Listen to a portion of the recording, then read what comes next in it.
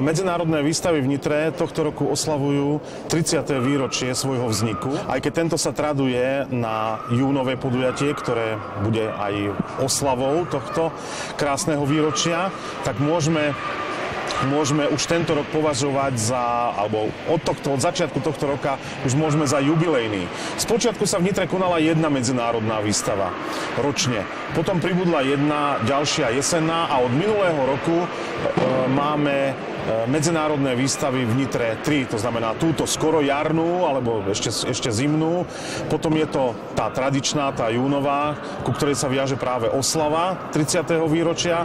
No a potom je to jesenná, alebo už takmer zimná 30. novembra až 1. decembra bude tohto roku.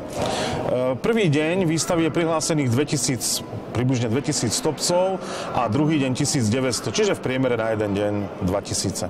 Vystavovatelia sú zo 17 krajín tohto roku, čo je ako veľmi slušná účasť. Posudzuje 28 rozhodcov zo 7 krajín.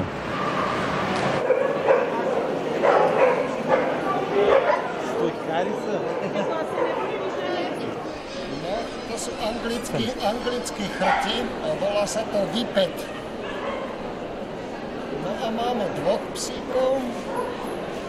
Oni sa špeciálne nemusia pripravovať. To sú psíci chovaní na pretekárskú dráhu. Takže im treba len pobehať si a starať sa o srst, nechty, chvostík a môžu sa ísť predviesť.